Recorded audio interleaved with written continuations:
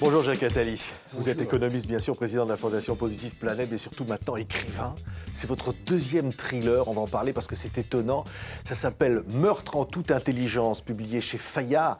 Vous imaginez un monde où finalement le meurtre est intelligent. Sous quelle forme ? C'est un monde proche, puisque l'intrigue se passe en octobre 2018, donc demain matin, un moment où les choses sont pas loin d'aujourd'hui. Et c'est un moment, en effet, où le roman commence parce que le président d'une grande entreprise américaine de la Silicon Valley, qui est venu à Paris pour des affaires, est assassiné dans une chambre de l'hôtel Crillon, porte fermée, fenêtre fermée, et on ne sait pas comment le meurtrier a pu entrer, puisque aucune trace d'intrusion n'est possible. Oui, et vos deux personnages, donc notamment Fatima et puis un inspecteur à la Colombo, qui vont être chargés de l'enquête, mais on s'aperçoit qu'il y a derrière ce crime un président de la République et finalement des enjeux qui vont très loin. Oui, en effet. J'ai inventé ce commissaire, ou cette commissaire récurrent, Fatima Hadj, d'origine marocaine, et c'est son adjoint, l'inspecteur ou le commandant Zemmour, qui font équipe. Et en effet, lui, c'est un vieux de la vieille, est une nouvelle star de la police. Et en effet, on s'aperçoit assez vite que c'est pas un meurtre comme les autres. D'abord parce que c'est très intriguant, et ensuite parce que y est mêlé l'intelligence artificielle, les drones, des crimes politiques, un énorme attentat terroriste et bien d'autres choses qu'on découvrira en lisant le livre. Mais d'ailleurs, évidemment, on ne révèle pas du tout, évidemment, c'est un thriller, donc c'est un suspense, mais dès le début, on s'aperçoit que le monde dans lequel on est peuplé d'attentats, de menaces. Oui. Il y a même peut-être des accusations contre le président de la République lui-même qui aurait pu commanditer des crimes. Oui, alors ça, c'est ce qui s'est passé dans l'épisode précédent, puisque c'est la deuxième aventure de cette commissaire. Dans l'épisode précédent, on a eu 12 meurtres commis d'une façon assez horrible, et on a découvert à la fin du roman qu'en effet le président de la République précédent, puisqu'il a dû démissionner, n'était pas pour rien. Et c'est d'ailleurs pas loin de la réalité d'aujourd'hui, puisque le président de la République avait décidé l'assassinat des fichiers S, ne pouvant pas les enfermer comme certains voudraient le faire. Alors, cet assassinat, ce mystère qui va donc être l'objet de cette enquête, vous le disiez, va nous amener à aller dans un domaine qui est particulier, c'est celui de l'intelligence artificielle. Oui, c'est le premier meurtre où l'intelligence artificielle est mêlée de façon intrigante et tout à fait imbriquée, puisque l'entreprise dont il est question est l'entreprise de pointe en matière d'utilisation de l'intelligence artificielle pour prévoir les comportements, et en particulier prévoir les comportements hostiles.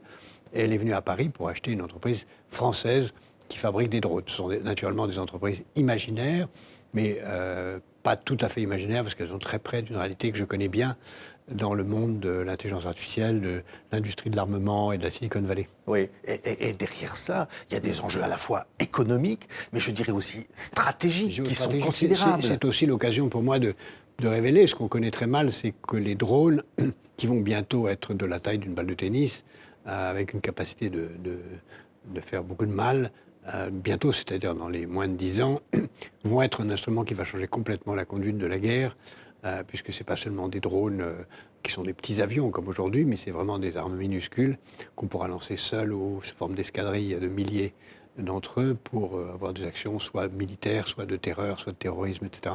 Donc c'est une occasion aussi, par le biais du roman policier, de raconter une histoire. Bien sûr, c'est un plaisir que de raconter l'histoire. Il y a aussi des histoires sentimentales, il se passe plein de choses dans ce roman, j'espère. Mais aussi de faire toucher du doigt, de façon très concrète, des enjeux géopolitiques absolument majeurs. Oui, alors, enjeu géopolitique majeur, c'est qu'au fond, quand vous nous parlez de ces drones et de cette intelligence artificielle, c'est pas, j'allais dire, un roman d'émancipation. On n'est pas dans le futur, on est dans le présent. Oui, vous dites, au fond, on ne voit pas ce qui est en train de se passer aujourd'hui. J'ai parlé avec beaucoup de spécialistes, dont un d'ailleurs un professeur américain qui a accepté d'être personnage du roman, puisque le professeur Russell, dont il est question dans le roman et qui parle dans le roman, est un professeur vivant et très actif aujourd'hui en Californie, et qui a accepté de devenir un personnage du roman, et qui est un des plus grands spécialistes mondiaux des drones, et on voit que tout ça est là. La capacité d'utiliser les drones tueurs qu'on connaît depuis longtemps avec de quasi petits avions existe maintenant de façon très miniaturisée. Des drones tueurs et intelligents. Et miniaturisés. Oui, intelligents. Parce qu'au fond, ils pourraient j'allais presque dire, agir par eux-mêmes.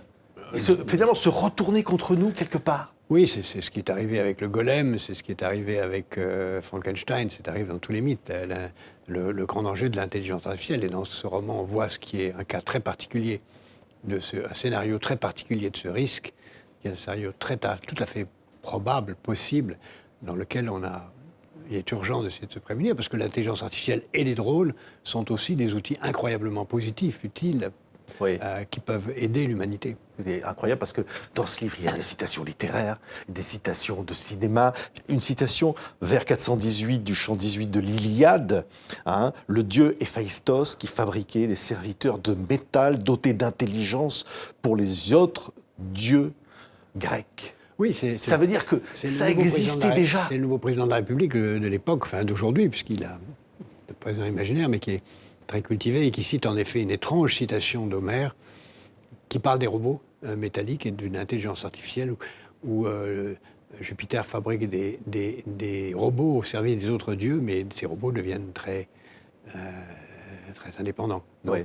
ça existait, disons, au moins 5, sinon 7 ou 8 siècles avant notre ère, en tout cas dans l'imagination des hommes. Oui, et aujourd'hui, ça pourrait être utilisé par des puissances hostiles, terroristes, oui. qui pourraient même s'allier avec des intérêts particuliers ailleurs dans le monde. Exactement. Oui. Vous trouverez dans ce roman, évidemment, derrière la résolution d'un crime, beaucoup de scénarios imaginés de l'usage de ces technologies dans des fins pas forcément aimables. Oui, mais qui disent aussi qu'au fond, l'homme politique est dépassé. Qu'au fond, le pouvoir politique ne peut rien. Pas tout à fait dépassé. D'ailleurs, par exemple, la nouvelle loi de programmation militaire française doit absolument tenir compte de cela pour faire beaucoup plus dans les drones. Elle commence, d'ailleurs, elle en tient compte, mais peut-être, à mon avis, elle pourrait le faire plus.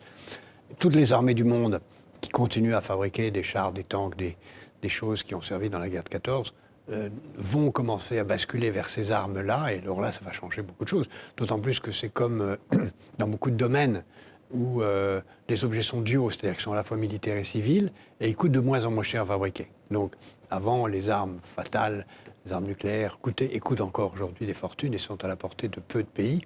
Mais fabriquer des drones et en disposer avec une capacité dissuasive gigantesque, ça va être à la portée de beaucoup plus de monde. Non, les drones pourraient être des armes, mais finalement, les logiciels qui les commandent et ceux qui les fabriquent pourraient être demain les maîtres du monde. C'est l'objet, c'est la réflexion que ce roman devrait conduire à avoir. C'est qu'il est important de créer une charte éthique de l'usage de l'intelligence artificielle pour éviter qu'elle soit notre maître. Oui. On a encore 10 ans, je crois, pour ça. Ce qui est incroyable dans ce livre, Jacques Attali, c'est qu'au fond, c'est le monde d'aujourd'hui. C'est un monde inquiétant, mais qu'au fond, ce thriller nous raconte finalement ce que nous sommes en train de vivre, peut-être sans le savoir. Oui, c'est ce qu'on est en train de vivre, c'est ce qui se passe dans les secrets des entreprises, des gouvernements, des services secrets, des mouvements terroristes. Il y a beaucoup de choses qui sont dites là, qui sont en train de se passer de façon plus ou moins cachée. Oui. Vous diriez, là, vous nous avez dit, on s'amuse beaucoup, évidemment, en lisant ce livre, et j'imagine aussi en l'écrivant, oui. C'est qu'au fond, le roman traduit la réalité peut-être mieux qu'un essai. Différemment, on parle autrement des choses. Raconter un meurtre, raconter un grand attentat terroriste, c'est une façon de faire voir les choses différente de la façon logique, rationnelle d'un essai. Donc moi, j'essaye de faire les deux. Oui, mais vous êtes plongé, vous, Jacques Attali, dans le monde. Je disais, président de la Fondation du cinéma positif, et puis de la planète aussi, pour l'avenir de cette planète. Et au fond, vous dites, il faut de l'imagination. Oui, d'ailleurs, on sait maintenant que les grands services policiers ou les grands services de lutte antiterroriste utilisent des scénaristes de science-fiction pour imaginer les attentats possibles et se servir de cela pour les prévoir. Quelqu'un m'a dit que je décrivais dans ce roman un attentat très épouvantable qui n'a jamais eu lieu.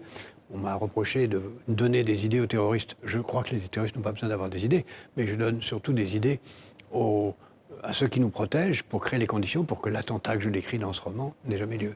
Merci beaucoup, Jacques Attali. C'est passionnant, en tous les cas, c'est un thriller. Le deuxième, on voit que, je disais, vous aimez ça, Jacques Attali. Il y a un troisième est presque. Et un troisième est en cours, et peut-être une adaptation au cinéma, non ? Elle est en cours aussi. Pour le premier roman, oui. C'est extraordinaire. Ça s'appelle Meurtre en toute intelligence, publié chez Fayard. On était ravis, Jacques Attali, de vous recevoir. Merci de votre invitation.